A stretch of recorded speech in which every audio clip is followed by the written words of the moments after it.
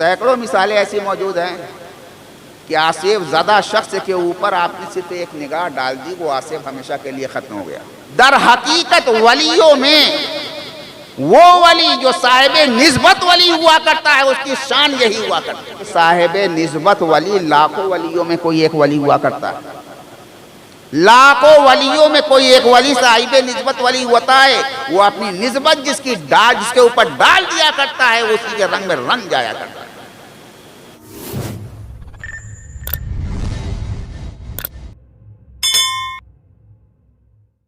حمداً کثیراً طیباً مبارکاً فیہ وَلَكَ الْحَمْدُ وَأَنْتَ الْوَاحِدُ الْأَحَدُ الصَّمَدُ الَّذِي لَمْ يَلِدْ وَلَمْ يُولَدْ وَلَمْ يَكُنْ لَهُ كُفُوًا أَحَدٌ وَلَكَ الْحَمْدُ وَأَنْتَ مُنْعِمٌ وَهَّابٌ غَافِرُ الذَّنبِ قَابِلُ التَّوْبِ تُجِيبُ الْمُضْطَرَّ إِذَا دَعَاكَ وَتَكْشِفُ السُّوءَ إِنَّكَ لَغَفُورٌ تواب۔ والصلوات الزاکیات علی سید الاولین والآخرین خاتم الانبیاء والمرسلین قائد الغر المحجلین نبی الرحمہ نبی السلام نبی التقوی نبی الخلق والسلام العاطر علی آلہ الکرام واصحابہ العظام واولیاء امتہ ذوی القداسۃ والاحترام۔ اما بعد فقد قال اللہ تبارک و تعالی فی القرآن المجید والفرقان الحمید اعوذ باللہ من الشیطان الرجیم بسم اللہ الرحمن الرحیم والذین جاہدوا فینا لنہدینہم سبلنا ان اللہ لمع المحسنین۔ صدق اللہ العلی العظیم وصدق رسولہ النبی الامین الکریم ونحن علی ذالک لمن الشاہدین والشاکرین والحمد للہ رب العالمین۔ برادران طریقت، برادران اسلام، رمضان شریف کا نہایت متبرک اور نہایت مقدس زمانہ ہم لوگوں کے سروں کے اوپر اللہ کی تمام تر رحمتوں کے ساتھ، برکتوں کے ساتھ، مغفرتوں کے ساتھ، فضیلتوں کے ساتھ سایہ فگن ہے، اور الحمدللہ ثم الحمدللہ اس کے 2 عشرے مکمل ہو چکے ہیں۔ ہم تیسرے عشرے میں داخل ہو چکے ہیں، اور اس ماہ مقدس کا یہ تیسرا اور آخری عشرہ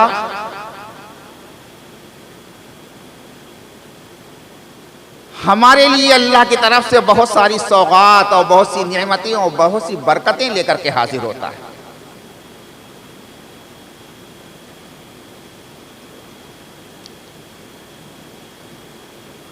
رمضان مقدس میں اللہ تبارک و تعالیٰ کی رحمتوں اور برکتوں کا نزول طرح طرح سے ہوا کرتا ہے۔ کبھی یہ نزول عظیم اسلامی شخصیتوں کے طور پر بھی ہوا کرتا ہے، اور یہ سلسلہ ہمیشہ جاری رہتا ہے، ہر صدی میں، ہر زمانے میں، ہر سن میں، ہر مہینے میں، بلکہ سال کے ہر رمضان میں اللہ تبارک و تعالی کچھ مخصوص نعمتیں ہمیں عطا فرماتا ہے۔ سب سے پہلی میری نگاہ حضور اکرم صلی اللہ تعالی علیہ وسلم کے عہد مبارک کی طرف جاتی ہے۔ ایک عظیم ذات، ایک عظیم شخصیت،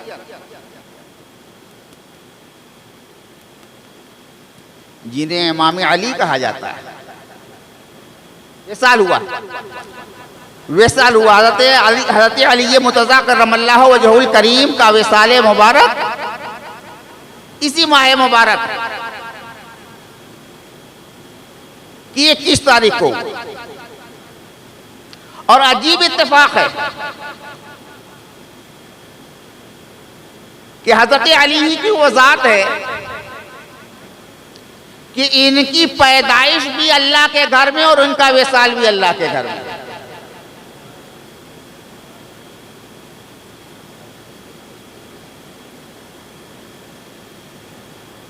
اس زمانے میں عربی ادب کے ایک بہت بڑے ادیب شہیر ہوئے ہیں جنہیں الادیب الاملاق کہا جاتا ہے، علامہ عباس محمود العقاد۔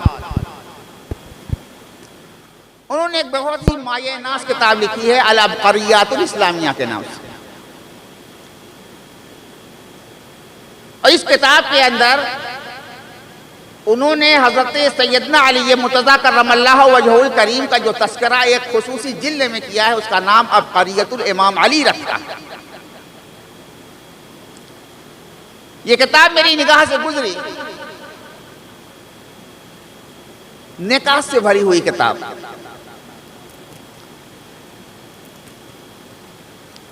وہ فرماتے ہیں کہ پوری انسانی تاریخ میں صرف علی کی ایک ایسی ذات ہے کہ ان کی ولادت بھی اللہ کے گھر میں ہوئی ہے اور وفات بھی اللہ کے گھر میں ہوئی ہے۔ بہت بڑی بات کہہ رہے ہیں کہ پوری انسانی تاریخ میں صرف ایک ذات آج تک ایسی ہوئی ہے جن کی ولادت بھی خانہ کعبہ کے اندر اور وصال بھی مسجد کوفہ کے اندر۔ پھر فرماتے ہیں کہ پھر ولادت اور وفات کا جو درمیانی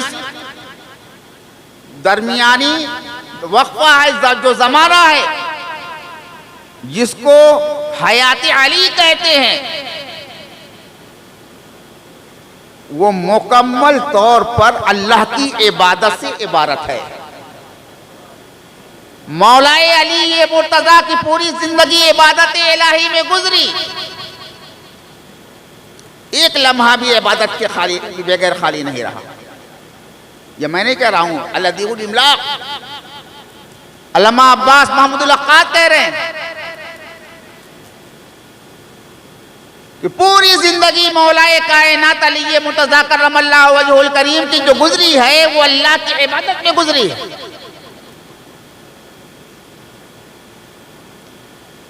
اور حضرت علی نے اپنے زمانے میں 80 سے زیادہ جنگیں کی ہیں۔ حضرت علی نے اپنی زندگی میں غزوات نبوی کو شامل کر کے اگر دیکھا جائے تو جتنی جنگیں لڑی ہیں ان کی تعداد 80 سے زیادہ۔ ہر جنگ میں علی کامیاب رہے، لیکن کسی ایک جنگ سے کامیابی سے لوٹنے کے بعد یہ نہیں کہا کہ فزت برب الکعبہ، رب کعبہ کی قسم میں کامیاب ہو گیا۔ جنگ احد سے کامران ہو کر کے حضرت علی کو واپس لوٹ رہے ہیں، زبان پر یہ نہیں ہے کہ میں کامیاب ہو گیا۔ احد سے علی کامران ہو کر کے آ رہے ہیں واپس، فزت برب الکعبہ کا کلمہ ان کی زبان پر نہیں آ رہا۔ خیبر سے کامیاب ہو کر حضرت علی لوٹ رہے ہیں، اللہ کے رسول نے ان کے ہاتھ میں جھنڈا دیا تھا، بشارت دی تھی کہ علی کے ہاتھ پر فتح ہوگا، اور فتح یاب ہو کر کے علی خیبر سے لوٹ رہے ہیں۔ فزت برب الکعبہ کا کلمہ ان کی زبان پر نہیں۔ تمام غزوات سے علی لوٹ رہے ہیں، یہاں تک کہ نہروان سے، صفین سے، جمل سے بھی لوٹ رہے ہیں۔ فزت برب الکعبہ کا لفظ آپ کی زبان مبارک پر نہیں۔ یہ لفظ کب آپ کی زبان سے نکلتا ہے؟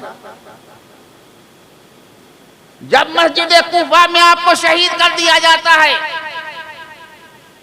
شقی ابن ملجم نے جب وار کر کے حضرت مولا کائنات کرم اللہ وجہہ الکریم کو جب ادمرہ کر دیا، تو اس وقت مولا کائنات کی زبان سے جو لفظ نکلتا ہے وہ کیا نکلتا ہے؟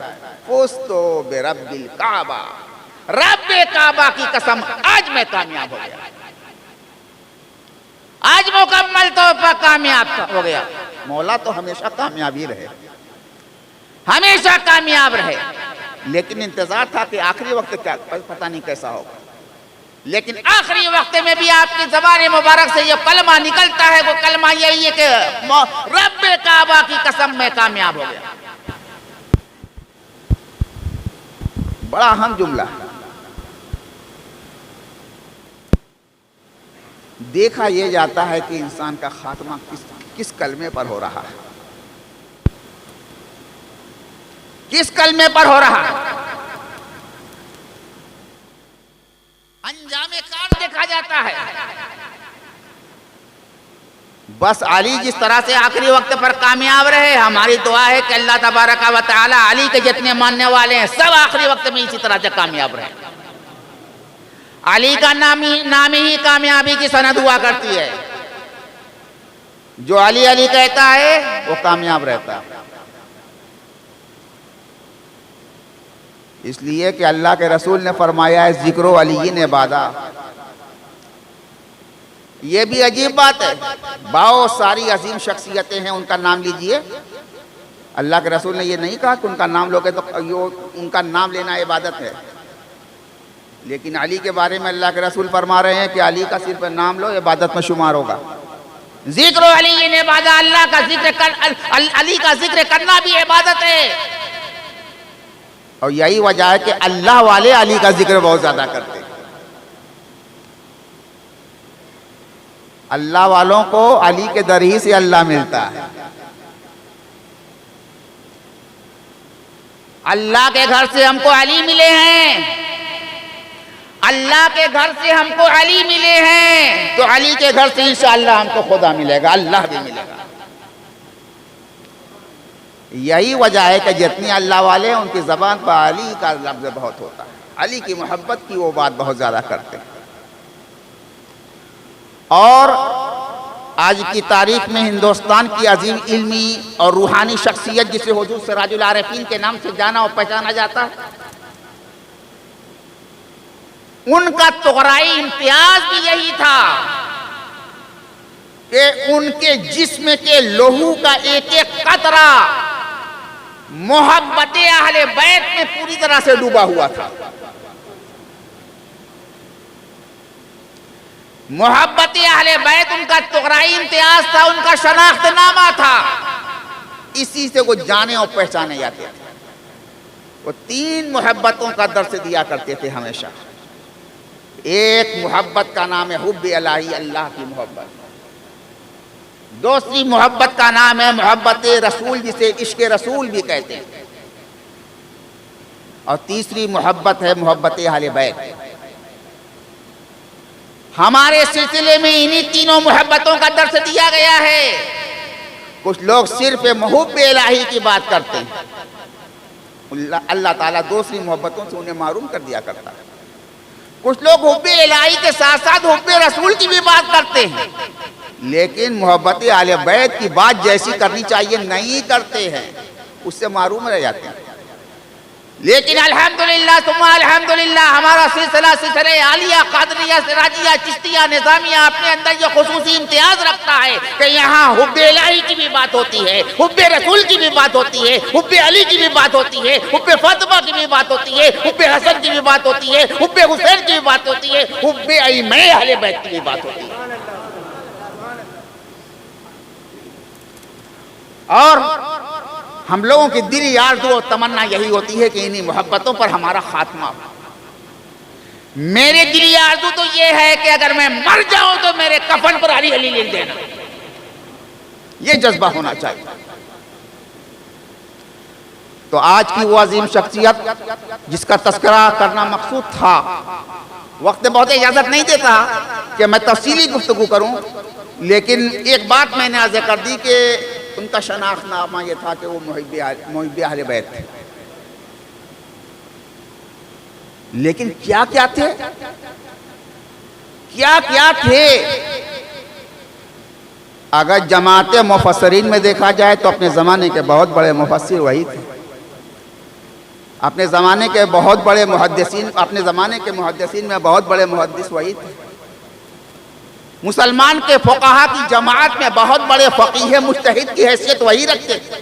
متکلموں میں بہت بڑے متکلم سراج العارفین، منطقیوں میں بہت بڑے منطقی حضور سراج العارفین، فلسفیوں میں بہت بڑے فلسفی حضور سراج العارفین، طبیعت کے ماہرین میں بہت بڑے ماہر طبیعت حضور سراج العارفین، ادیبوں میں بہت بڑے ادیب کا نام ہے حضور سراج العارفین، فقیہوں میں بہت بڑے فقیہ کا نام ہے حضور سراج العارفین، متکلموں میں بہت بڑے متکلم کا نام ہے حضور سراج العارفین، ادیبوں میں بہت بڑے ادیب کا نام ہے حضور سراج العارفین، شاعروں میں بہت بڑے شاعر کا نام ہے حضور سراج العارفین، بلیغوں میں بہت بڑے بلیغ کا نام ہے حضور سراج العارفین. کیا میں بیان کروں؟ یہ تو مجموعے اتنے تمام خوبی کا مجموعہ اللہ تبارک و تعالیٰ نے ان کی ذات کو بنا دیا. کون سا کمال ہے جو ان کے اندر اللہ تبارک و تعالیٰ نے نہیں پیدا کیا تھا؟ عظیم علماء 2 4 10 علوم کے ماہر ہوا کرتے ہیں. لیکن میری نگاہ دیکھ رہی ہے کہ حضور سراج العارفین پر اللہ تبارک و تعالیٰ نے جن علوم و فنون پر درک عطا فرمایا تھا ان کی تعداد 50 سے زیادہ ہے. 50 سے زیادہ علوم و فنون کی مہارت رکھتے تھے. لیکن دوسری طرف للہیت اور بے نفسی کا کیا عالم تھا. انہوں نے اپنی ذات کو کتنا مٹا کر کے رکھا تھا، کس قدر اللہ تبارک و تعالیٰ نے ان کے اندر خاکساری پیدا کر دی تھی، کتنا اخفائے حال ان کے اندر تھا، کتنے استتار کی کیفیت ان کے اندر پائی جاتی تھی. کہ سب کچھ ہونے کے باوجود عام لوگ یہ سمجھتے تھے کہ بابا صرف ایک بابا ہے. عام لوگ یہی سمجھتے تھے ایک بابا ہے جو کہہ دیتے ہیں وہ ہو جاتا ہے، ایک نگاہ جسے دیکھ لیتے ہیں اسے شفا ہو جاتی ہے. لیکن یہ کوئی چھوٹی نعمت نہیں ہے. حضور سراج العارفین کو اللہ نے جو یہ بھی شرف عطا فرمایا تھا کہ نہ جانے کتنے لوگوں کے اوپر ایک نگاہ انہوں نے ڈالی ہے، اس کے دن کی دنیا اندر سے بدل گئی. مجھے حضرت والد محترم کا ایک جملہ یاد آتا ہے. انہوں نے ارشاد فرمایا کہ کوئی زمانہ تھا کہ راستہ چلتے میں لوگوں کے دلوں کو پلٹ دیا کرتا تھا اللہ کے حکم سے. خاص بات بتا رہا ہوں، راستہ چلتے رہتے تھے، لوگوں کے دلی احوال و قوائف ان کو معلوم ہو جایا کرتے تھے. ایسی بصیرت، ایسی فراست اللہ تبارک و تعالیٰ نے ان کو عطا فرما دی تھی کہ جو سامنے بیٹھتا تھا کیا خیال لے کر کے بیٹھتا ہے وہ فوراً ان کے اوپر منکشف ہو جایا کرتا. یہ شخص کیا کہنا چاہتا ہے مجھے ابھی زبان نہیں کھولی، ان کو معلوم کر لیا کرتے. اور ایسی 1 2 10 20 مثالیں نہیں ہیں، سینکڑوں مثالیں ملے گی مولانا شریف صاحب. ہو سکتا ہے کہ آپ کی بھی اس میں مثال ہو کہ بابا صاحب کچھ کہنے کے لیے آئے ہیں، آپ کہہ نہیں سکے، بابا نے پہلے ہی بتا دیا. ہے کہ نہیں ایسا؟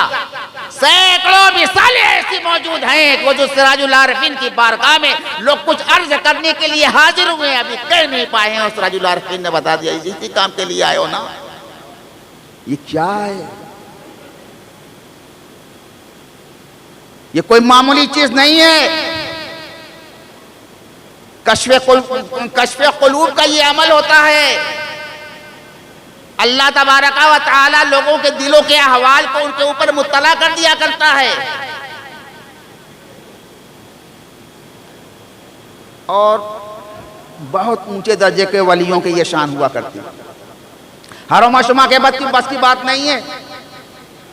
اور نیز یہ بھی فرماتے ہیں کہ ایسا بھی ہوتا تھا کہ میں لوگوں کے قلوب کو پلٹ دیا کرتا تھا، دل الٹا ہے سیدھا کر دیا.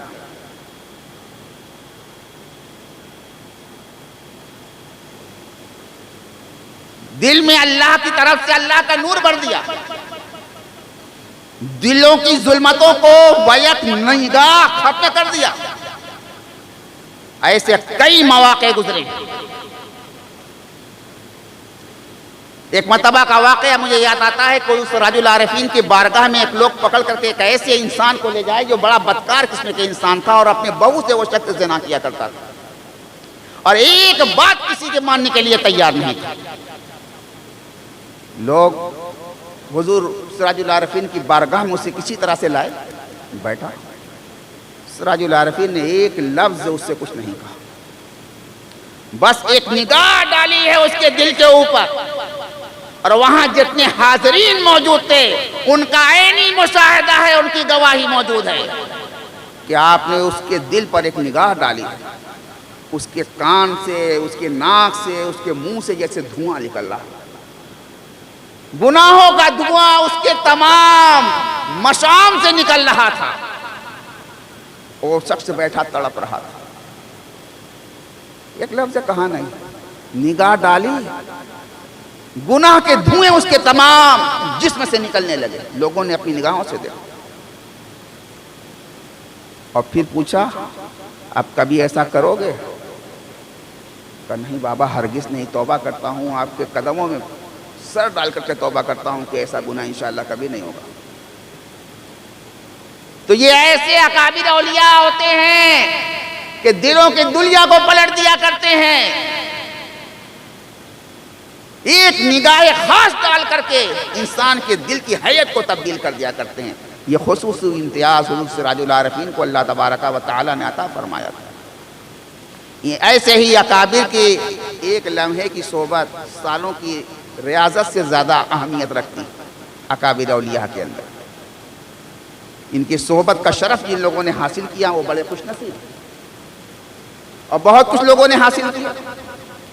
آج کے دور میں اگر دیکھا جائے تو سب سے ٹیڑھا معاملہ آصف کا مانا جاتا ہے۔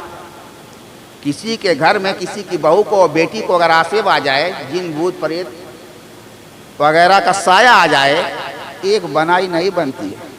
کتنا ہی کٹر قسم کا مولوی آدمی ہو، آخر میں اس کو کسی نہ کسی عامل کا سہارا لینا پڑتا، کسی درگاہ میں اسے جانا پڑتا۔ ہمارے وکیل عبدالغنی صاحب تھے نا، وہ کہتے تھے کہ مدن پورہ میں مولانا عبدالاول صاحب تھے، تایا کے خاندان کے، وہ اہل حدیث عالم تھے، کہا ان کے گھر میں آصف آ گیا۔ ان کے علماء نے بہت کچھ اس کے دفعیے کے لیے بتایا، لیکن کوئی چیز کارگر نہیں۔ تو وہ چلے گئے حضرت شامینہ کے آستانے پر لکھنؤ، کہا یہاں تو کوئی نہیں ملے گا۔ جاڑا کا دن تھا اور لمبی سی چسٹر پہن کر کے اور ایک بوتل میں پانی رکھ کر کے حضرت شامینہ کے مزار کا طواف وہ کر رہے تھے، اور وکیل صاحب کے بھائی نے وہ منظر دیکھ لیا، وہاں پر موجود تھے پہلے سے۔ کہا مولانا صاحب یہ کیا کر رہے ہیں آپ؟ کہا کسی سے کہنا مت، بہت پریشان ہوں میں۔ کہا کسی سے کہنا مت، بہت پریشان ہے میں، ایک بنائی ہماری نہیں بن رہی ہے کہ ہم کیسے نجات حاصل کریں۔ لوگوں نے بتایا کہ پانی لے جاؤ اور وہاں سے ہوا وہی کر رہا ہوں، کسی سے کہنا مت جا کر۔ اہل حدیث علماء کو یہ سب کرنا پڑ جاتا ہے، جبکہ اس سے قائل قطعاً نہیں ہے، اور ہم بھی نہیں کہتے ہیں کہ کسی کے مزار پر جا کر کے طواف کرو، اس کے بغیر کام چل جائے تو وہ بہتر ہے۔ یعنی ایک بڑا مشکل کام سمجھا جاتا ہے، لیکن یہی کام حضور سراج العارفین کی بارگاہ میں آ جاؤ، بالکل پانی۔ سینکڑوں مثالیں ایسی موجود ہیں کہ آصف زدہ شخص کے اوپر آپ نے صرف ایک نگاہ ڈال دی، وہ آصف ہمیشہ کے لیے ختم ہو گیا۔ ہمیشہ کے لیے ایک نگاہ ڈالی اور ہمیشہ کے لیے آصف ختم۔ اور وہ اگر کوئی مسمات ہیں، خاتون ہیں، آ نہیں سکتی ہیں تو ان کو آنے کی اجازت نہیں تھی۔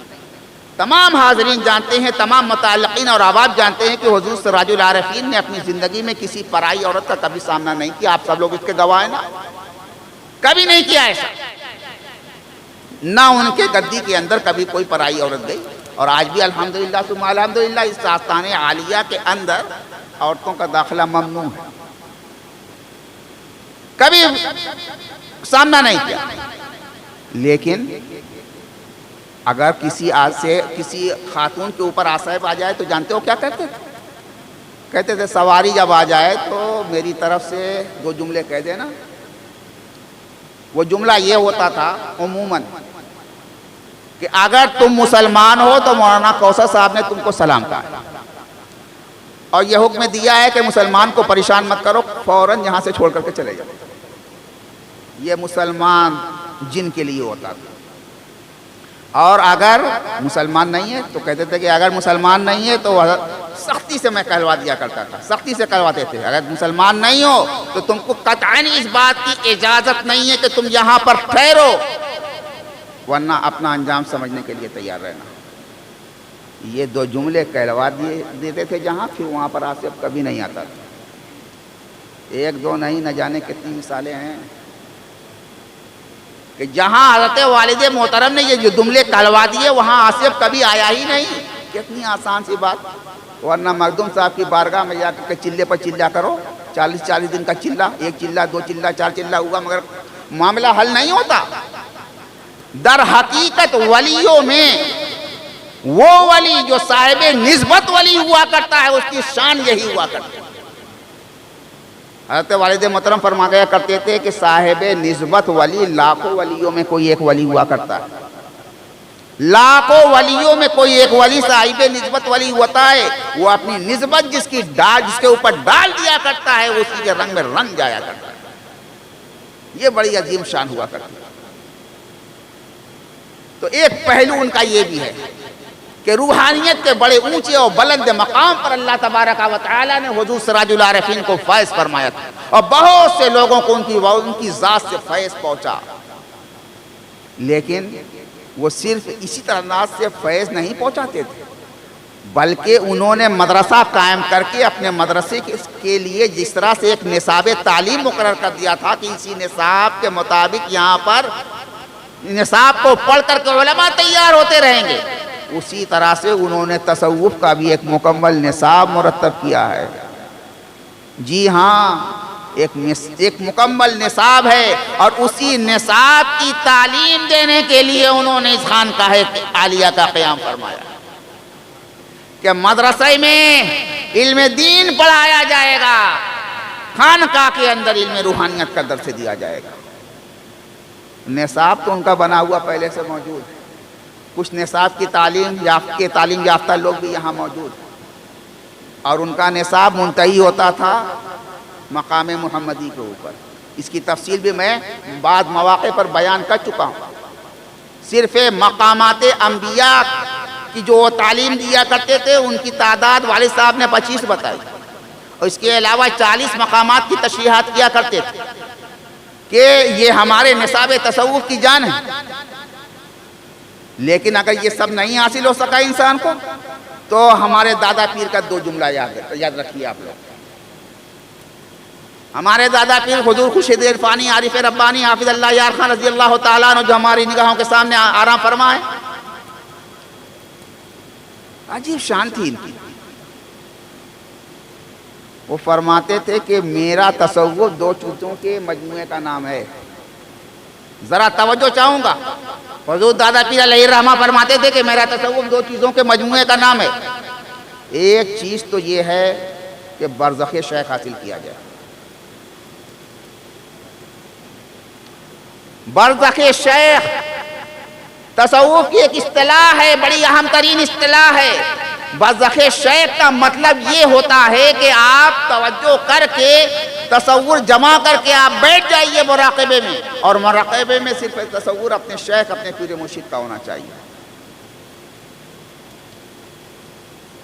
اور یہ تصور اس طرح سے آپ جمائیے کہ آپ آہستہ آہستہ ان کو اپنی نگاہوں سے دیکھنے لگیں۔ مشق و مزاولت جب اور بڑھے گی تو دیکھنے کے ساتھ ساتھ ہو سکتا ہے کہ وہ آپ سے گفتگو بھی کرنے لگے۔ اگر شیخ اور پیر مرشد کا اس طرح سے تصور آپ کو حاصل ہو گیا کہ اب آپ صرف دیکھ نہیں رہے ہیں بلکہ آپ ان سے استفادہ بھی کر رہے ہیں، تو سمجھ لیجئے کہ آپ کو برزخ شیخ حاصل ہو گیا۔ جن بزرگوں کو برزخ شیخ یا برزخ اکابر حاصل ہو جایا کرتا ہے، ایسے بزرگوں کے اصطلاح تصوف میں صاحب حضوری کہتے ہیں۔ صاحب حضوری، اور بالخصوص حضور آقا و مولا صلی اللہ تعالی علیہ وسلم کا برزخ کبریٰ جسے حاصل ہو جاتا ہے۔ ولیوں میں ایسے بہت سے ولی، میں نے اپنی کتابوں میں، اپنی ایک اہم ترین کتاب میں ایسے 100 سے زیادہ واقعات لکھے ہیں کہ کھلی نگاہوں سے ان لوگوں نے آقا و مولا صلی اللہ تعالی علیہ وسلم کا دیدار کیا اور آپ کی ذات پاک سے استفادہ کیا۔ یہ ممکن ہے، حالت بیداری میں حضور کا دیدار کرنا اور آپ سے استفادہ کرنا یہ ممکن ہے۔ اس پر میں نے تفصیلی مقدمہ بھی لکھا ہے، لیکن اس پر روشنی زیادہ ڈالنے کا وقت نہیں۔ تو یہ صاحب حضوری، حضور کے دیدار سے بھی انسان بنتا ہے، اور کچھ صاحب حضوری ایسے بھی ہوتے ہیں کہ اکابر اولیاء اللہ کا دیدار کر رہے ہیں، اور کچھ لوگ ایسے ہوتے ہیں کہ اپنے پیر و مرشد کا دیدار کر رہے ہیں۔ تو پیر و مرشد کا دیدار ان کی غیبت میں، ان کی غیر موجودگی میں جب نگاہوں کے سامنے ہونے لگتا ہے تو کہا جاتا ہے کہ اسے اپنے شیخ کا برزخ حاصل ہو گیا۔ تو ہمارے دادا پیر مرشد فرماتے تھے کہ میرا آدھا تصوف برزخ شیخ ہے۔ شیخ جب تک دنیا میں زندہ ہے تب تو جب چاہے ان کے یہاں جا کر کے آپ نے استفادہ کر لیا، لیکن شیخ جب دنیا سے چلے گئے، اب ان سے استفادے کی صورت کیا ہے؟ یہی برزخ شیخ کے ذریعے سے استفادہ کیا جاتا ہے۔ کبھی ان کے آستانے پر حاضری دے کر کے برزخ شیخ حاصل کیا جاتا ہے، اور کبھی ان کا مراقبہ کر کے برزخ شیخ حاصل کیا جاتا ہے۔ تو آدھا تصوف میرے سلسلے کا یہ ہے کہ برزخ شیخ حاصل کر لیا جائے۔ برزخ شیخ کی کچھ لوگوں کو تعلیم ہے، میں جانتا ہوں ہمارے سلسلے میں، اور ہمارے سلسلے میں الحمدللہ کچھ ایسے لوگ بھی موجود ہیں، کچھ ایسے لوگ بھی موجود ہیں جو اپنے پیر و مرشد کا دیدار کرتے رہتے ہیں۔ اور دوسری بات جس پر میں اپنی گفتگو ختم کر دوں گا وہ یہ ہے کہ جو دادا پیر فرماتے تھے کہ آدھا تصوف تو یہ ہے کہ برزخ شیخ حاصل ہو جائے، اور اب پورا تصوف یہ ہے کہ جب شجرہ پڑھا جائے تو شجرے میں اپنے سلسلے کے جتنے بزرگوں کا نام آ رہا ہے ان تمام بزرگوں کو ہم اپنی نگاہوں سے دیکھ لیں۔ شجرہ جب پڑھا جائے تو شجرے میں جتنے بزرگوں کا نام زبان پر آ جائے ان تمام بزرگوں کو اپنی نگاہوں کے سامنے دیکھ لیا جائے۔ جب یہ کیفیت حاصل ہو جائے تو سمجھ لو کہ ہمارا تصوف اس نے حاصل کر لیا۔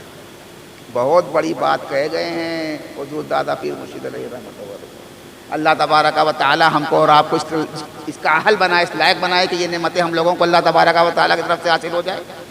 تقریر کا کوئی لمبا پروگرام تو تھا نہیں، میں یوں ہی بیٹھا اور چند کلمات میں نے آپ لوگوں کے سامنے عرض کیے۔ در حقیقت یہ پروگرام خانقاہ عالیہ میں جو طلبہ حفظ قرآن مجید کی نعمت سے سرفراز ہوتے رہے ہیں اور جن لوگوں نے حفظ کر لیا ان کا حفظ مکمل ہو گیا ہے، اللہ انشاءاللہ تبارک و تعالی آج ابھی ان کے سروں پر حفظ کی دستار رکھی جائے گی۔ تو میں چاہتا ہوں کہ اب وقت ہو گیا ہے کہ یہ کام انجام دیا جائے اور شروع کر دیا جائے۔ الحمدللہ آج اب کی سال کتنے الفاظ ہیں؟ 11۔ الحمدللہ اب کی سال خانقاہ عالیہ کے مدرسے سے جو طلبہ حفظ کر کے فارغ ہوئے ہیں ان کی تعداد 11 ہے، اور ان 11 طلبہ کے سروں پر دستار حفظ رکھی جائے گی۔ اللہ تبارک و تعالی سے دعا ہے کہ جو دستار ان کو دی جائے اس کو ایک نعمت سمجھ کر کے اس کو قبول کریں اور اس کے فیض و برکات سے مالا مال ہونے کی وہ کوشش کریں۔ قرآن مجید بہت بڑی نعمت ہے۔ اللہ کے رسول فرماتے ہیں کہ کچھ لوگ اچھے ہوتے ہیں، کچھ لوگ بہت اچھے ہوتے ہیں، کچھ لوگ بے انتہا ہوتے ہیں، بے انتہا اچھے ہوتے ہیں، کچھ لوگ جتنے اچھے ہوتے ہیں ان میں سب سے اچھے ہوتے ہیں۔ تو سب سے اچھے وہ کون لوگ ہوتے ہیں جن کو اللہ کے نبی نے کہا کہ تمام اچھے لوگوں میں سب سے اچھے یہی ہے؟ تو اللہ کے رسول فرماتے ہیں خیرکم من تعلم القرآن وعلمہ، تم میں سب سے بہتر لوگوں میں سب سے بہتر وہ لوگ ہیں جو قرآن سیکھتے ہیں اور قرآن سکھاتے ہیں، جو قرآن سیکھتے ہیں اور قرآن سکھاتے ہیں وہ اچھوں میں سب سے اچھے۔ تو الحمدللہ خانقاہ عالیہ کے بارے میں حضرت والد محترم کی ایک دیرینہ اور دلی آرزو اور تمنا یہ تھی کہ اس کے اندر قرآن مجید کا درس ہوگا، تو وہ درس قائم ہوا۔ قائم ہونے کے بعد حفاظ کرام کی ٹیم تیار ہونے شروع ہو گئی، اور برابر جو ہے حفاظ قرآن یہاں پر سے تیار ہو رہے ہیں۔ حفاظ قرآن کی ٹیم ہماری نگاہوں کے سامنے بیٹھی ہوئی موجود ہے۔ میں چاہوں گا کہ ایک ایک طالب علم ہمارے سامنے آئے، حضور صاحب سجادہ بیٹھے ہوئے ہیں، اور ان سے کے دست مبارک سے اپنے سروں پر دستار فضیلت بنوائے۔ پہلا کون سا لے؟